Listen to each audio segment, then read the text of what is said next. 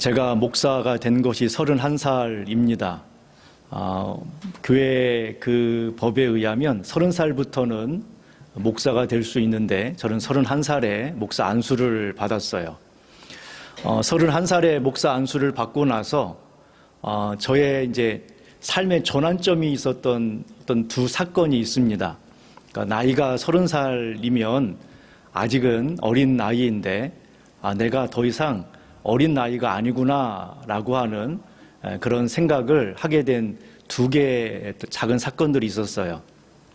하나는 이제 부목사였으니까 목사님을 모시고 신방을 갈 때도 있지만 그러나 저 혼자 가서 신방을 해야 되는 경우가 있습니다. 교구에서 뭐 좋은 일이 있거나 어려움이 있어서 초청을 해서 신방을 하게 되죠.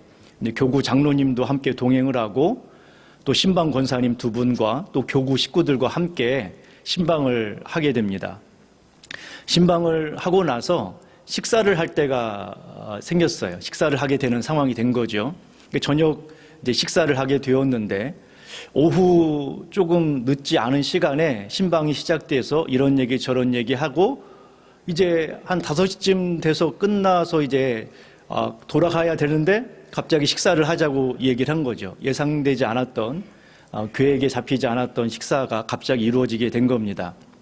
그래서 이제 장로님, 권사님들 모시고 식당으로 이동을 했어요. 이제 식당에 가서 먼저 이제 편한 자리에 문 입구에다가 차를 세우고서 이제 내리도록 하였지요. 그리고 이제 주차를 다른 분들은 들어가고 차를 주차를 했습니다.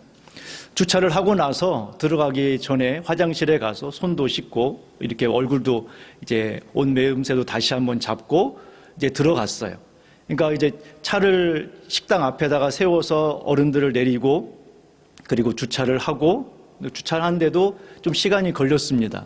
이제 그 시간에 주차를 금방 한 게 아니라 좀 차를 이곳저곳 대려고 하다가 겨우 대고 이제 화장실에 들어가기 전에 화장실에 들렸다 갔으니까 뭐 짧게는 5분에서 뭐 10분 사이 정도 시간이 걸렸던 거죠. 그리고 나서 이제 식당 안에 이제 방으로 된 곳이었는데 식당에 딱 들어갔더니 깜짝 놀랐어요. 다 서 계신 거예요. 다 서 계시더라고요.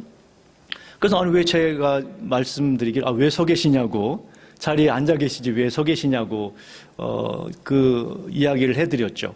그 당시 식당에 딱 들어가면 테이블이 옆으로 되어 있었습니다. 이렇게 옆으로 되어 있는, 그러니까 문을 열고 들어가면 옆으로 되어 있는 테이블로 되어 있어서 앉으시라고 하면서 제가 바로 문 입구에 앉았습니다. 저는 그분들이 왜 서 있는지를 잘 몰랐어요. 그분들은 저를 기다린 거죠. 그럼 앉아서 기다릴 수도 있죠. 왜냐하면 장로님도 저보다 저희 부모님보다 훨씬 나이가 많은 연배였고 권사님들도 마찬가지였으니까요. 그 자리에 제가 제일 나이가 어렸어요. 31살이었으니까요. 그래서 그냥 편하게 좀 앉아 계셔도 되고 저는 아무런 불편함이 없는데 그 식사를 하는데 분위기가 좀 이상해요. 분위기가 어떤 분위기냐면 불편한 분위기 있죠. 불편한 분위기. 그래서 왜 이분들이 이렇게 불편해 하시는가 봤더니 이제 아까 말씀드렸던 것처럼 문이 딱 들어가면 양쪽으로 테이블이 있고 제가 문 바로 입구에 앉아 있었잖아요. 그러니까 누군가가 이제 식당 음식을 가지고 들어오면 다 차려진 걸 먹는 게 아니라 가져다 주는 음식을 먹는 상황이었는데 제가 있는 자리가 불편한 자리인 거예요. 불편한 자리. 그러니까 장로님도 그렇고 권사님도 그렇고 구역장도 그렇고 그 초대하신 분도 그렇고 저희가 이제 불편해하고 있는 것처럼 저는 불편하지 않았는데 전혀 문제가 없었는데 그분들이 불편해하는 것이죠. 그러니까 제가 이제 밥을 먹으면서 생각을 했어요. 이분들이 왜 불편할까라고 생각해 보니까 이분들은 31살의 젊은 청년으로 저를 대하는 게 아니라 목회자를 대하거나 주님을 대하듯이 대하는구나. 그러니까 그 자리가 불편한 거죠.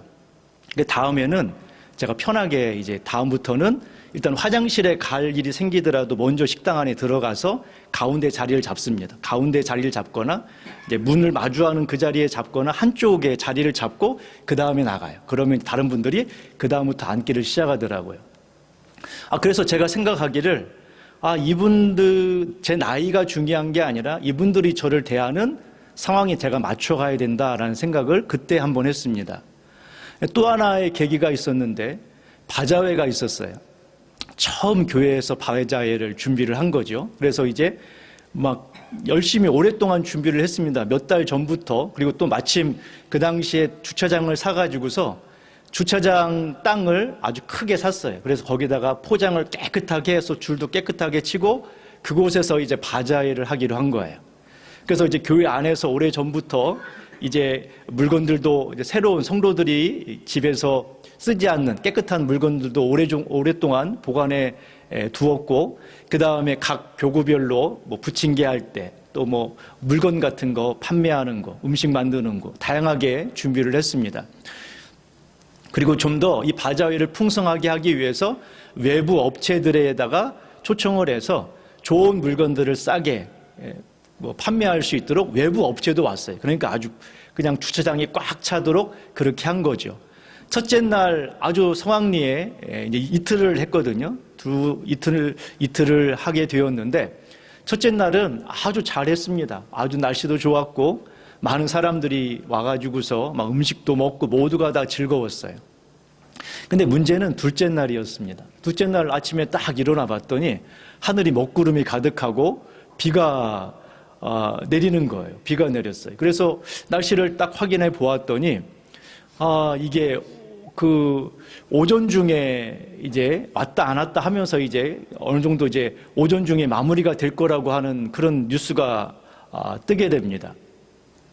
그래서 이제 아침에 일찍 나왔죠. 일찍 나와가지고 보았더니 막 비가 왔다가 그쳤다가 왔다 그쳤다 하는데 문제는 뭐냐면 이제 비를 맞아도 되는 것들도 있지만 때로는 이불도 있고 음식들도 있고 하니까 거기다가 이제 천막을 치고 천막 가운데다가 이제 테이블을 놓고 장사를 하잖아요. 그러니까 이제 사람들이 딱 섰을 때는 천막 입구에 있다 보니까 비가 맞을 수밖에 없는 거죠. 그리고 우산을 쓰고 있으면 우산이 이제 바깥으로도 비가 새지만 안으로도 떨어진다는 말이에요. 그래서 이런 부분들을 어떻게 할까라고 하는 고민을 좀 했습니다. 이제 부목사가 두 명인데 제가 선임이었고요. 담임 목사님은 아무 이야기를 하지 않는 거예요. 담임 목사님은 아무 이야기를 하지 않아요. 그래서 이걸 어떻게 해야 되는가 고민을 했죠. 근데 다들 마음속에 먹구름이 들기 시작을 했어. 이걸 어떻게 해야 돼? 이거 어떻게 해야 돼? 이걸 계속 해야 되나? 아니면 지금이라도 식당으로 빨리 옮겨야 되나? 뭐 이런 고민들을 다 하고 있고 저도 역시 고민을 했죠. 이걸 어떻게 해야 돼? 이거 어떻게 해야 돼? 이런 고민을 하고 있는 상황인 거예요. 그러다가 어떤 안수 집사님이 저에게 목사님 이거 어떻게 해야 되죠? 라고 물어보더라고요. 그 순간에 제가 정신이 번쩍 들었어요. 이 결정권자가 나구나라는 생각을 한 거예요. 결정권자가. 그래서 일단은 뭐라고 이야기했냐면은 아직 비가 막 쏟아지는 상황이 아니라 올지 안 올지 고민이 되는 상황이었거든요. 일단 그랬어요. 다 안으로 철수하자 일단. 식당 안으로 다 옮겨라. 근데 이제 그게 다 설치가 됐잖아요. 뭐 천막 같은 걸 지금 수십 개를 설치해 놓고 거기다 테이블 놓고 했는데 식당으로 들어오면 환경이 완전히 바뀌고 좁고 여러 가지로 홍보도 또 안 되잖아요. 바깥에는 되지만 또 식당 안에 건물 안에 들어오면은 홍보도 안 되는 상황이지만 그런데 이제 제가 그래도 안에 들어오는 게 낫겠다라고 결정을 하고 안수 집사님하고 이제 그분하고 그 담당 장로님한테 안으로 드리는 게 좋겠다라고 말씀을 드렸어요. 그리고 서둘러서 빨리 옮기자. 시작하기에 이제 만약에 10시에 시작이면 한 30분 정도 남은 시간이었기 때문에 서둘러서 옮기자라고 이야기를 했습니다. 그러니까 일사천리로 막 옮기는 상황이 된 거죠. 모든 사람들이 일사천리로 바깥에 있는 천막은 일단 두고라도 안에 있는 물건들을 빨리 옮기는, 그리고 식당에 있었던 테이블을 바깥에 가져갔다가 다시 안으로 가져오는 상황이 된 거예요. 그리고 나서 목사님을 찾아갔죠. 담임 목사님께 찾아가서 안에서 하는 게 좋겠다라고 말씀을 드렸어요. 이제 그 후에 보고를 한 거죠. 먼저 목사님과 상의한 게 아니라 목사님에게 나중에 이제 안에서 하는 게 좋을 것 같다라고 말씀을 드렸더니 목사님도 그럼 그렇게 하라라고 이야기를 하시더라고요.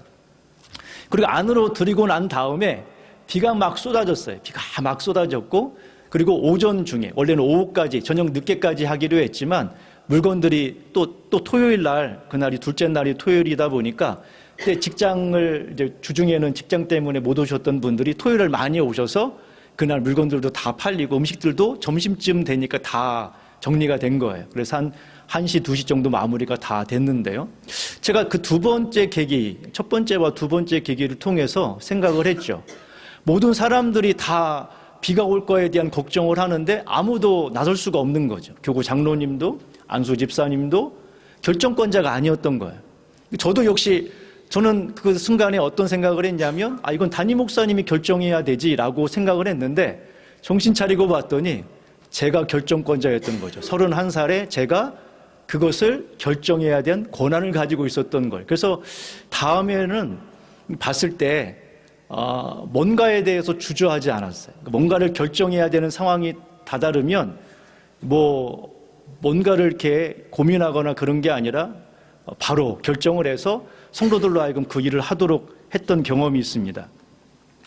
여러분, 초등학생이나 중고등학생들이 몇 살쯤 되면, 몇 살 되는 사람들을 보면 어른이다라고 느낄까요?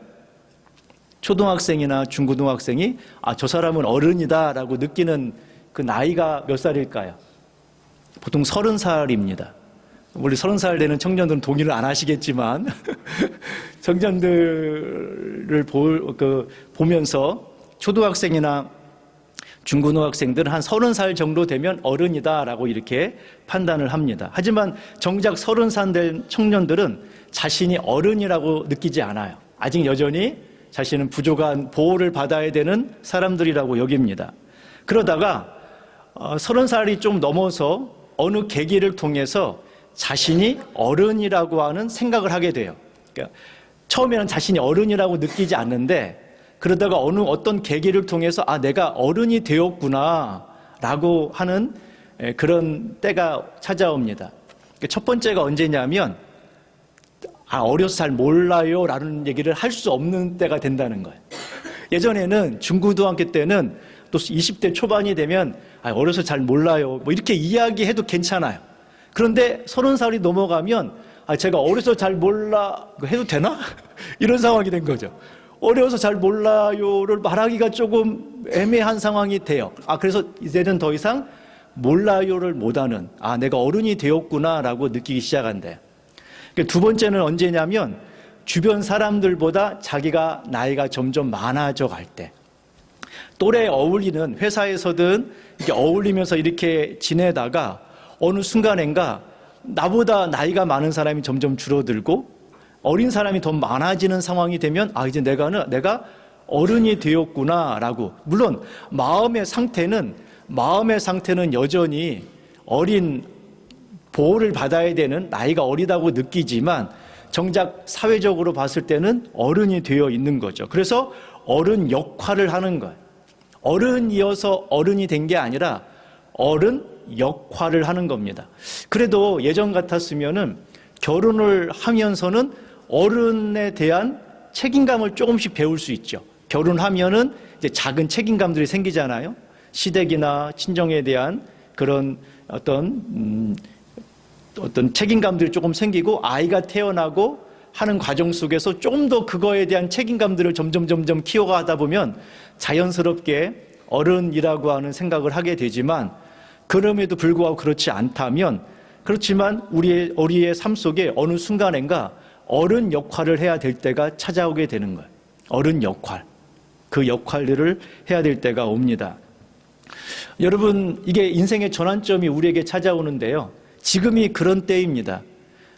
지금 오늘이 6월 마지막 주일입니다. 6개월이 지났죠.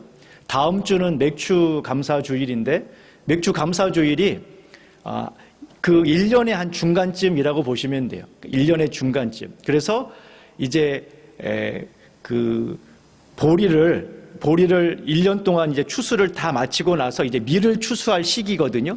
그러니까 1년을 봤을 때 6개월 동안 추수를 쭉 하고 나서 이제 새로운 밀을 추수할 때예요. 보리 추수가 마치고 밀을 추수할 때. 그러니까 1년의 한 절반 정도 와서 과거를 돌이켜 보면서 이제 자신이 어떻게 살았는지를 돌아보고 또 앞으로 6개월 동안을 어떻게 살 것인가를 고민하는 그때가 바로 맥추절이라고 보시면 돼요. 딱 지금이 적당한 때이죠.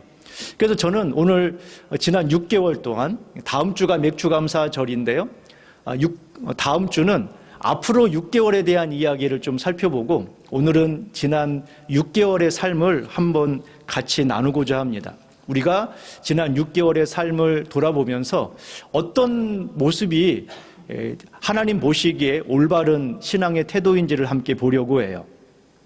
딕이라고 하는 사람이 아프리카를 여행하다가 마사이족을 만나게 됩니다. 마사이족과 이런저런 이야기를 하다가 자신의 가방을 딱 꺼내서 가방 안에 있는 물건들을 그에게 보여줬어요. 한 번도 보지 못한, 마사이족은 한 번도 보지 못한 물건들이죠.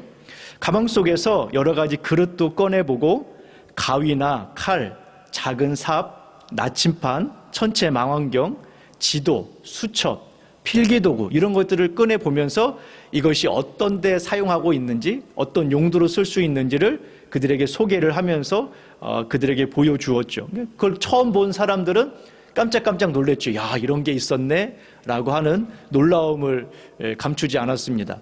그런데 그 중에 한 마사이족 한 사람이 뭐라고 물어봤냐면 이것이 당신에게 행복을 가져다 주는 거냐라고 물어봐요. 그러자 이 닉이라고 하는 사람이 머리를 한 대 맞은 것 같았어요. 자신은 이 짐들을 가방에 메고 오면서 이게 자신에게 행복을 가져다 주는 것이라고 느끼기보다는 짐이라고 느꼈거든요. 짐이라고. 이거 짐 같은 거. 버리기는 좀 아깝고 가져가자니 짐 같은 느낌. 이게 행복이 아니었던 거죠.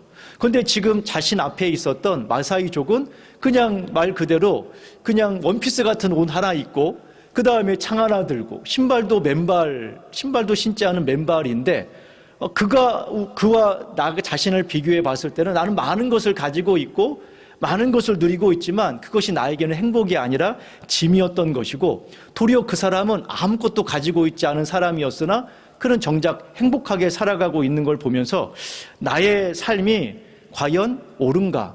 나의 삶이 과연 지혜롭게 살고 있는가를 고민하게 되었다고 말합니다. 여러분, 우리는 매일 무언가를 말하고 무언가를 행동하고 무언가를 선택하며 살아갑니다. 그런데 여러분, 말하고 행동하고 선택을 하잖아요. 우리는 매일매일 그런 일들을 하는데 우리가 바라고 기대하면서 뭔가를 바라면서 뭔가를 기대하면서 말하고 행동하고 선택을 한단 말이에요. 그런데 여러분, 우리가 말하고 행동하고 선택을 할 때에 우리가 기대하는 것처럼 얻어지거나 우리가 기대했던 것보다 더 많은 것을 얻으면 아무 문제가 없습니다. 내가 말하고 행동하고 선택하는 데 있어서 내가 바라는 것을 얻거나 바라는 것보다 더 많은 것을 얻으면 우리는 아무런 문제가 없어요. 하지만 살다 보면 여러분, 우리가 바라는 것보다 우리가 예상했던 대로만 항상 되든가요?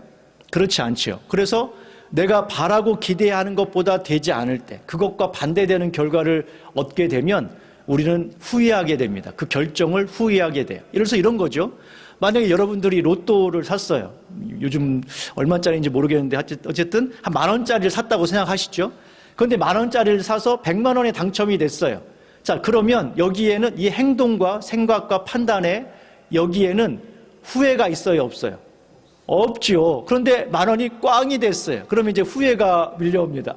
이럴 줄 알았으면 그냥 빵이나 하나 사 먹을 걸. 후회와 자책이 거기 찾아온단 말. 내가 기대한 대로, 내가 바라는 대로 뭔가를 행동하다가 바라는 대로 되어지거나 더 좋은 결과를 오면 문제가 없지만, 그런데 우리는 살다 보면은 우리가 바라거나 기대하는 대로 잘 안 된단 말이에요. 그러면 자연스럽게 우리 안에 뭐가 남아요? 후회가 남는단 말이에요. 그래서 늘 우리는 어떤 삶을 살게 되냐면 후회를 가지고 살아갈 수밖에 없는 거죠. 구조적으로. 그러니까 뭔가를 하면서 항상 우리는 후회하면서 살게 돼요. 자, 그런데 어떤 것은 별거 아닌 후회도 있죠. 하지만 어떤 것은 돌이킬 수 없는 후회들도 있습니다. 죽음을 앞두고 있는 호스피스 병동에 있는 사람들이 후회하는 것들이 있대요. 그러니까 죽음을 앞두고 있는 사람이에요.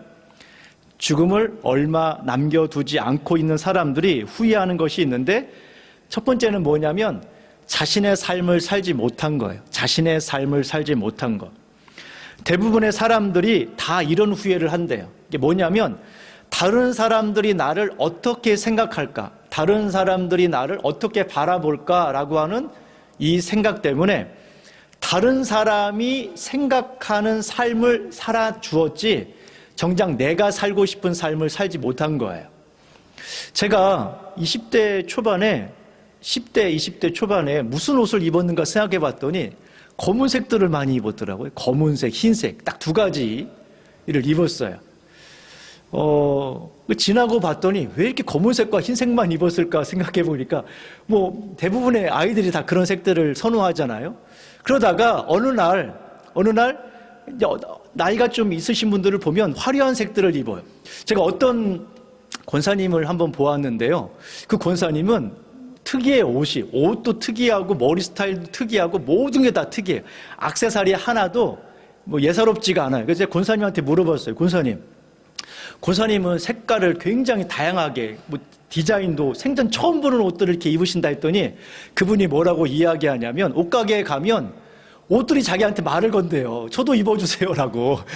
다른 사람들은 소화하지 못하는 옷들이에요. 제가 봤을 때는 일반 사람들은 감히 상상할 수도 없는 옷들이거든요. 그래서 머리부터 발끝까지 빨간색 옷을 입은다고 생각해 보세요. 노란색 옷. 이게 사실 소화하기가 쉽지 않잖아요. 그런데 그냥 지나가려고 막 말을 건대요. 저 좀 입어주세요. 그래서 그냥 지나갈 수 없대요. 제가 보면은 근데 그분이 이렇게 멋진 옷을 이렇게 살아가는 걸 보면서 야, 이분은 진짜 행복하게 살아가는구나. 그러니까 우리가 봤을 때 저 사람들이 나를 어떻게 생각할까? 얌전히 입어야지. 교회 오면 그분이 눈에 확 띄어요. 왜? 생각해보세요. 머리부터 발까지 노란 옷, 빨간 옷 입으면 그냥 눈에 확 띄죠. 그런데 그게 싫지가 않더라고. 야, 저분은 정말 행복하게 살아가는구나. 그게 다른 사람을 해코지하는 것도 아니잖아요. 다른 사람을 막 불편하게 하는 것도 아니잖아요. 저분은 정말 자기가 행복하게 살아가는구나 라는 생각을 했어요. 그런데 대부분의 사람들은 자신의 꿈을 이루려고 하지 않아요. 여러분, 꿈이 이루어지지 않은 것 때문에 후회한 게 아니에요. 그 호스피스 병동에 있었던 사람들은 꿈을 못 이루었어. 이걸 후회하는 게 아니라 시도조차 하지 않은 걸 후회했어요, 여러분. 시도조차 하지 않은 것. 여러분, 아직 여러분들에게 기회가 있습니다. 예전에 이걸 한번 해보고 싶었다 한다면 해보세요, 그냥. 결과를 내지 못할 수도 있어요. 그냥 해보시라는 거예요. 한번 해보고 나서 안 됐어. 괜찮아요. 그런데 해보지도 않고 여러분 아직 건강하잖아. 이 자리에 걸어오신 거잖아요. 아직 여러분들에게는 기회가 있다고요. 그러니까 이전까지는 여러분의 남편을 위해서, 아내를 위해서, 자녀들을 위해서 살았다면 이제는 여러분들이 하고 싶은 일들을 한번 해보세요. 도전해 보시라는 거예요. 두 번째, 사람들이 뭘 후회하냐면 일만 한 것을 후회합니다. 일하는 게 나쁘다는 걸 말하는 게 아니에요. 일만 한 걸 후회한 거예요. 일만 중요한 게 아니죠. 그러니까 중요한 건 세상에 참 많이 있습니다. 그러니까 예를 들어서 일을 하다가 정작 자신의 가족과 함께 시간을 못 보내는 경우가 많이 있어요. 어떤 선장님이, 배를 운전하는 선장님이 울릉도에서 이제 살면서 일을 하는데 자기 딸한테 이제 전화를 해요. 자기 딸이 어디에 있냐면 부산에 있습니다. 부산에 자기 딸이 있어요. 그러면서 통화를 하면서 잘 일어났어? 학교 잘 갔다 와? 하면서 이렇게 통화를 끊으면서 그 이제 방송국 기자하고 이제 하는 이야기가 있었는데 딸에게 미안하다라고 이야기해요. 그래서 왜 그러냐 했더니 딸이 다른 애들은 아빠랑 공원도 가고 놀이동산도 가는데 아빠는 이제 울릉도에 있고 딸은 부산에서 혼자 자취를 하면서 학교를 가는 거잖아요. 그러니까 나는 언제 아빠랑 같이 놀이공원에도 가고 동산에도 가고 뭐 언제 이러느냐라고 하는 이야기를 한다고 하더라고요. 사실 그 아버지 입장에서는 자녀를 위해서 헌신하는 거죠. 하지만 또 생각해 보면 그것보다 더 중요한 것이 있을 수 있다는 것을 우리가 아셔야 된다는 거예요. 우리의 삶 속에 여러분 더 중요한 것들이 있습니다. 우리가 생각하는 것보다 지금 우리가 생각할 때 이게 중요해라고 여기는 것이 나중에는 전혀 중요하지 않은 일이 될 수 있는 거예요. 지금 생각했을 때에는 가장 중요한 일이라고 여겼던 것이 나중에는 아닌 거예요. 그러니까 대부분의 죽음을 앞두고 있는 사람들은 뭐에 대한 아쉬움을 잊냐면 일에 대한 아쉬움이 아니라 관계에 대한 아쉬움이에요. 관계에 대한 아쉬움. 내 삶 속에서 누군가를 미워하며 그 사람과 화해하지 못한 채 내 인생을 마무리하는 것에 대한 아쉬움. 이런 아쉬움이 있어요. 그러니까 인생을 쭉 살아가면서 내가 얼마나 벌었느냐, 내가 얼마나 높은 지위에 오르느냐, 이거는 지금 내가 살아있을 때 나에게 기분을 좋게 할지는 모르겠지만 나의 인생 전체를 돌아봤을 때에는 절대 그것이 나에게 기쁨을 주지는 못한단 말이에요. 정작 나에게 기쁨을 주는 것은 어떤 거냐면 관계예요, 관계. 사람들과의 관계. 이런 것이 더 중요할 수 있다는 거예요. 그러니까 우리의 삶 속에 자신의 삶을 일만 하느라고 그분들의 표현을 쓰면 낭비한 것을 후회한다.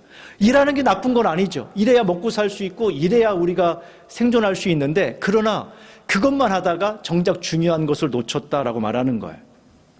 또 세 번째, 호스피스 병동에 있었던 사람들이 뭘 후회하냐면 건강한 것을, 감사하지 못한 것을 후회했대요. 그냥 사지 멀쩡해서 걸어갈 수 있는 것 자체가 얼마나 복된 것인지를 제대로 알지 못했다라고 후회했다고 합니다. 그러니까 여러분들이 건강한 것은 당연한 게 아니에요. 이건 진짜 여러분들에게 주신 복이에요. 여러분들이 누릴 수 있는 복이라는 거예요. 언제 가장 젊어요? 오늘입니다. 오늘이 여러분의 인생에서 가장 젊은 날이에요. 여러분에게. 그래서 내가 오늘 살아 숨쉬는 거, 여러분, 내 심장이 뛰지 않으면 기계로 갔다가, 폐가 움직이지 않으면 기계로 억지로 호흡을 해야 돼요. 아니, 생각해 보세요. 잘 때 여러분, 내가 멈췄다고 생각해, 나도 좀 쉴래요 하고 심장이 멈추거나 폐가 멈춘다고 생각해 보세요. 근데 나는 쉬는데 폐는 계속 움직이잖아요. 근데 만약에 폐가 제대로 기능을 하지 못하면 병원 가서 기계로 억지로 막 호흡기로 해야 되는데, 여러분, 이게 정상이 아니라 은혜예요, 여러분.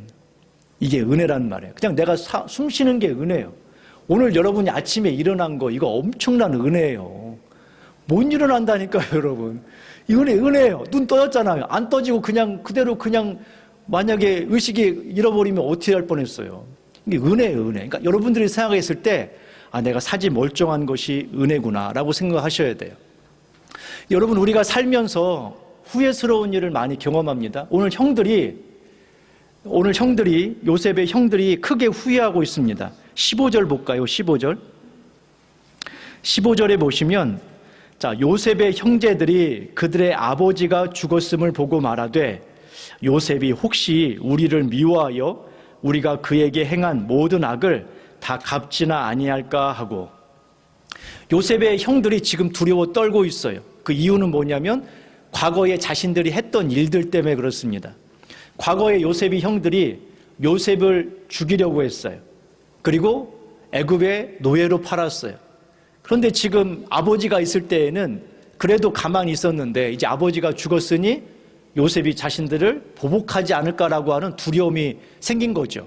여러분, 이 요셉의 형들은 과거에 자신이 했던 일들에 대해서 지금 후회하고 있는 거예요. 옛날로 돌아갈 수 있다면 요셉을 해치거나 아니면 노예로 파는 일은 절대 하지 않았을 텐데, 그러나 지금 후회해도 소용이 없는 거죠. 그 과거의 일이 뒤집어질 수는 없잖아요. 과거의 일이 없던 일로 할 수도 없잖아요. 그러니까 지금 과거의 일이 자신에게 부정적인 영향을 줄까 두려워하고 있어요. 여러분 과거에 어떤 일들이 있을 때에 두려우는 이유는 무엇이냐면, 그것이 나에게 부정적인 결과가 예상이 될 때 우리는 자연스럽게 두렵습니다. 우리의 마음속에 이런 두려운 마음이 있어요. 그런데 과거가 후회스럽잖아요. 지금 형들이 과거를 보면서 후회스럽잖아요. 그런데 과거를 보면서 후회스럽다. 그리고 아까 말씀드렸던 것처럼 그때에도 최선의 선택을 했어요, 사실. 요셉의 형들이 요셉이 밉고 이 요셉을 아주 깨끗하게 세상에서 정리를 하자. 그래서 요셉을 죽이고 애굽의 노예로 팔고 하는 과정 속에서 그들이 결정한 결정은 최선의 결정이에요. 적어도 다른 사람은 몰라도 형들에게 있어서는 가장 최선의 선택이었단 말이에요. 가장 좋은 선택을 한 거예요. 악한 선택이긴 하지만 적어도 그 당시에 그들은 그게 가장 좋은 것이라고 여기서 선택을 한 거죠. 그런데 그것이 좋지 않은 결과를 가져온 거예요. 여러분, 세상에 차선책을 선택하는 사람은 없습니다. 항상 우리는 최선의 선택을 해요. 하지만 결과는 항상 좋은 것만 오는 것은 아니라는 거예요. 그럼 좋지 않은 결과를 가져왔죠. 그 당시 최선의 선택을 했는데 좋지 않은 결과를 가져오면 잘못된 선택을 하는 경우가 있어요. 지금 뭘 하고 있느냐? 그러니까 과거에 최선의 선택을 했지만 잘못된 결과가 왔잖아요. 그러면 우리는 자연스럽게 원인을 찾게 돼요. 이게 본능적으로 원인을 찾습니다. 본능적으로. 그래서 대체 이게 누구 잘못이야라고 따져요. 누구 잘못이야? 만약에 환경이 잘못되었다. 환경 자체가 잘못되었다라고 느낀다면 불평을 합니다. 환경이 잘못됐습니다. 내가 태어났는데 집이 만약에 가난하거나 부모님이 안 계시거나 뭐 이런 상황이 되면 이제 환경에 탓을 하는 거죠. 그래서 불평을 하게 되고, 만약에 원인이 사람이라면 원망을 합니다. 그 사람 때문에라고 하는 원망을 하게 돼요. 그 사람 때문이라고 원망하게 되고, 그것이 나의 책임이라면, 나 때문이라고 한다면 자책을 하며 후회하게 돼요. 과거에 어떤 선택이 좋지 않은 결과를 나에게 가져오거나 가져올 것이 예상이 되면 우리는 대부분 이런 선택을 합니다. 불평을 하거나 사람에 대해서 원망을 하거나 자기 자신에 대해서 후회하며 자책을 한다는 거예요. 지금 요셉의 형들이 그런 선택을 하고 있는 거죠. 우리가 왜 그랬을까? 예전에 우리가 왜 요셉을 이렇게 살해하려고 했을까? 왜 우리가 요셉을 애굽의 종이 되게 했을까? 이런 생각을 해요. 자, 그런데 요셉의 관점은 달랐어요. 여러분, 형들이 요셉을 팔았던 이유가 뭔지 아세요? 형들이 악해서일까요? 다른 형제들보다, 다른 사람들의 형제들보다 아주 나쁜 놈들이에요. 그런 거였을까요? 아니요, 그렇지 않습니다. 원래 시작은 요셉으로부터 시작을 했어요. 요셉이 이제 그 아버지 야곱이 사랑하는 아내가 4명이었거든요, 야곱에게. 그런데 그 중에 이 요셉은 사랑하는, 그 중에 4명 중에 특별히 자기가 사랑하는 라헬의 아들이었어요. 더 사랑한 거예요. 쉽게 말하면 편애를 한 거죠. 아버지의 편애가 있었고, 이 요셉에게 좋은 옷을 입혔어요. 한마디로 말하면 네가 우리 집 장자야, 이런 식으로. 다른 애들은 들판에 가서 양치고 염소치고 냄새가 옷에서 똥냄새가 나는데, 지금 요셉에게는 좋은 옷을 입히고 항상 집에서 넌 나가지 마, 더우니까 나가지 마, 이런 거죠. 한마디로 말하면 이런 식으로 한 거예요. 그러니까 형들이 밉죠. 이런 요셉이 미워요. 거기에다가 요셉에게는 또 하나 성격적인 결함이 하나 있어요. 고자질을 너무 잘하는 거예요. 형들이 뭔가 잘못하면 가가지고 아버지한테 고자질을 해. 그러니까 형들이 지금 너무 미운 거죠. 그러다가 이제 이게 한두 명 미운 게 아니라 형들 전체가 다 미워요. 요셉을 볼 때. 한 사람 미운 게 아니라 전체가 다 죽이고 싶을 만큼 미웠으니까 요셉의 문제도 있었어요. 자, 그런데 생각해 보세요. 요셉의 입장에서 아버지가 자신을 편애한 거, 그게 편애라고도 생각 못 했겠죠. 나이가 어렸을 테니까. 아버지가 자신을 편애한 환경적인 원인, 자기의 잘못, 내가 형들의 잘못을 아버지께 고자질한 그런 자신의 잘못, 또는 형들이 자신을 팔아서, 또는 보디발의 가정에서 자신을 모함한 그 상황들을 다 보았을 때, 여러분 얼마든지 환경에 대해서 불평을 하거나 아버지가 나한테 안 그랬으면 좋았을 텐데, 또는 내가 왜 그랬지? 내가 형들한테 그러지 않았어야 되는데, 자신을 향하여 후회하거나 자책하거나 형들을 탓하면서 그래도 그러면 안 되지라고 이야기하지 않아요. 여러분, 이 형들은 과거의 자신의 잘못에 대해서 후회하고 자책하며 대체 우리 중에 누가 이런 잘못을 했어라고 원망하고 있었던 반면에, 그런데 요셉은 다른 관점에서 이 문제를 보고 있다는 거예요. 그게 어디에 나오냐면 오늘 20절입니다. 20절 보세요. 자, 20절에 보시면 당신들은 나를 해하려 하였으나 하나님은 그것을 선으로 바꾸사 오늘과 같이 많은 백성의 생명을 구원하게 하시려 하셨나니. 지금 이게 무슨 말이냐면 당신들은 나를 해하려고 했다. 그건 사실이다. 그런데 요셉의 관점은 형들이 나를 해한 것에 관심을 갖고 있는 게 아니라, 그러나 하나님이 그것을 선으로 바꾸셨습니다라고 하는 이야기를 하고 있어요.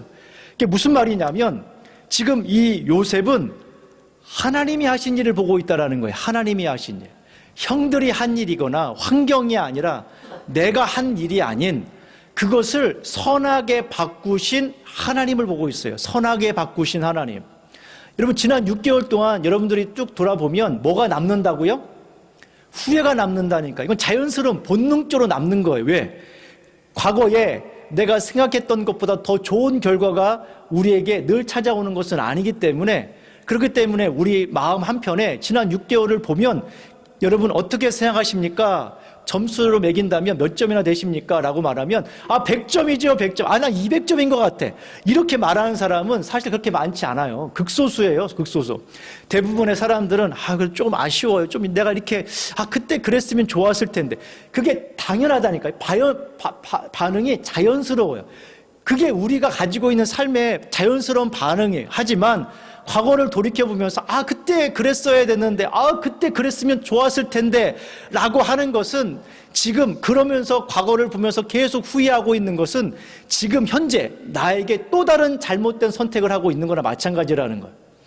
과거의 잘못된 선택, 그 당시에는 최선이라고 여겼지만 그것이 잘못된 선택을 해서 지금 그게 나에게 후회를 가져다 준다면, 지금 내가 과거를 보며 원망하거나 불평하거나 탓을 하거나 자기를 자책하면서 왜 그랬지라고 하는 그 선택은 또 다른 잘못된 선택을 하게 되어서 6개월이 지나고 난 다음에 내가 왜 그랬지라고 할 수 있단 말이에요. 그래서 지금 우리가 전환점을 가져야 돼. 과거를 돌이켜보며 후회스럽다면 적어도 내가 왜 과거에 그랬지가 아니라, 그러면 지금 나는 무엇을 해야 되는지를 물어보셔야 돼요. 과거에 내가 왜 그랬지가 아니라, 그럼 바꿀 수 없잖아요. 과거의 그 일들을 바꿀 수도 없고, 그 과거의 일을 후회하면서 에너지를 소비하지 마시고, 과거에 왜 그랬지가 아니라, 과거에 그런 잘못을 내가 그 당시는 최선이라고 여겼지만 잘못되었다면, 그럼 지금 나는 뭘 해야 되지? 나는 어떻게 해야 되지? 라고 답을 찾아가야 되는 것이 맞는 거예요. 또 하나, 과거에 누가 원인일까가 아니라 그 원인이 있어서 후회스러운 상황이 되었지만, 그러나 그것 가운데서도 하나님이 하신 일이 뭘까를 보시라는 거예요. 요셉은 형들에게 보복하지 않아요. 왜? 지금 요셉의 관심은 거기에 있지 않기 때문에 그래요. 요셉은 자신의 과거를 쭉 돌이켜보면 자신은 인격적인 문제가 있었잖아요. 요셉 자체가 인격적인 문제가 있어요. 여러분 생각해 보세요. 여러분들도 고자질 하잖아요. 예를 들어서 어렸을 때, 근데 형들이 막 죽이겠다고 한 적 있습니까? 죽이겠다고 한 적은 있지만 그렇다고 며칠 가지 않잖아요. 다 잊어먹잖아요. 근데 요셉은 형들 모두가 다 죽이려고 했어요. 그 정도로 여러분 얼마나 그가 했던 행동들이 형들에게 상처가 되고 고통이 되는지 이해하셔야 돼요. 모든 형들이 다 죽이겠다고 할 정도로 요셉은 인격적인 문제가 있었지만, 그러나 그런 인격적인 문제가 있는 요셉을 선하게 인도하신 하나님이 계시다는 거예요. 아버지가 자신을 편애해서 형들이 자신을 미워했지만 그럼에도 불구하고 선하게 바꾸어 가신 하나님. 형들이 자신을 죽이려고 하고 노예로 팔고 애굽에서 보디발의 아내가 유혹해서 그걸 모함해서 감옥에 갇히고 이런 어려움들이 있었지만, 그러나 그 어려움 속에서 하나님이 역사하시더라는 거예요. 하나님이 역사하시더라는 거죠. 그걸 보고 있는 거예요. 하나님이 나의 삶 속에 지난 6개월의 삶을 돌아보며 후회와 낙심, 절망과 미움, 이게 아니라 나의 삶 속에서 하나님이 무슨 일을 하셨지? 이런 일도 하셨구나. 그렇게 후회스럽고 어려움 가운데 있었음에도 불구하고 하나님이 선하게 인도하셨구나. 하나님이 함께 하셨구나. 이걸 발견하는 사람이 감사할 수 있는 거죠. 지난 6개월을 돌이켜보면 여러분의 마음 한구석에 후회가 남을 거예요. 하지만 후회는 이제까지만 하세요. 오늘까지만, 지금까지만 하시고 후회로 끝나는 게 아니라 거기다가 에너지를 더 이상 소비하지 마세요. 앞으로 살아갈 삶에 써야 될 에너지를 거기에다가 소비하지 마시라는 거예요. 그리고 나서 과거에 이런 실수가 있었다면, 그러나 지금 그 실수를 안 할 수는 없고 어차피 또 하긴 하겠지만 줄여가려면 나는 어떻게 살아가야 될까? 나는 무엇을 해야 될까를 생각해 보시고, 또한 그 과거에 후회가 남는 삶만 있는 게 아니라 그 과정 속에서도 하나님이 선하게 인도하셨음을 신뢰하고 하나님께 감사하며 오늘도 살아가는 우리가 되기를 소망합니다.